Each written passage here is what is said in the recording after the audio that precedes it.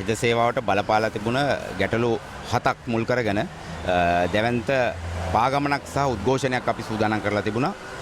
නමුත් සෞඛ්‍ය ලේකම්වරයා විසින් ලබා දුන්න සාකච්ඡාවක් නිසා අපි ඒ ක්‍රියාමාර්ගය తాවකාලිකව අත්හිටෝලා සාකච්ඡාවට ගියා.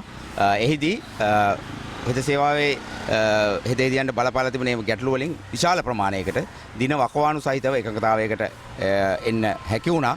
අපි විශ්වාස කරනවා ඒ පැමිණි එකඟතාවයන් ඒ ලෙසම ඉටු කරාවියයි කියලා. ඒ වගේම එහි අපි බරපතලම කාරණාව වෙච්ච හෙද අධ්‍යාපනය විශේෂයෙන්ම හෙද උපාධිය සම්බන්ධ කාරණාවේදී අපි විශ්වාස කරනවා සෞඛ්‍ය ලේකම්වරයාට ඒ සම්බන්ධයෙන් නිශ්චිත තීරණයක් ගන්න බෑ. සෞඛ්‍ය ලේකම්වරයාට එහා ගියපු සෞඛ්‍ය ඇමතිවරයා ආණ්ඩුව සහ තවත් විවිධ පිරිස් විසින් ගත්ත ක්‍රියාමාර්ගයේ ප්‍රතිඵලයක් විදිහට තමයි හෙද සේවාවේ හෙදෙහිදියන්ට ලබා දෙන්න තිබුණු උපාධිය විශ්වවිද්‍යාල ප්‍රතිපාදන කොමිසමෙන් ලබා දෙන උපාධියක් නොකර සෞඛ්‍ය අමාත්‍යාංශය මැදිහත් වෙලා සෞඛ්‍ය අමාත්‍යාංශයෙන් ලබා දෙන උපාධියක් බවට පත් කරන්න කටයුතු කරලා තිබුණේ. ඒ නිසා අපි ඒ කාරණාව සම්බන්ධයෙන් දිගින් දිගටම සාකච්ඡා කරා. අපි විශ්වාස කරනවා මේ ගැටලුව වහාම විසඳන්න ඇමතිවරයා ප්‍රමුඛ ආණ්ඩුව කටයුතු කරාවේ කියලා. එසේ නොවුනහොත් හෙද සේවාවේ අධ්‍යාපන අයිතිය වෙනුවෙන් විශේෂයෙන්ම හෙදෙහිදියන්ට තිබෙන උපාධි අයිතිය සියලු හෙදෙහිදියන් උපාධිධාරීන් බවට පත්විය යුතුයි කියන අපේ ප්‍රධාන ඉල්ලීමක්.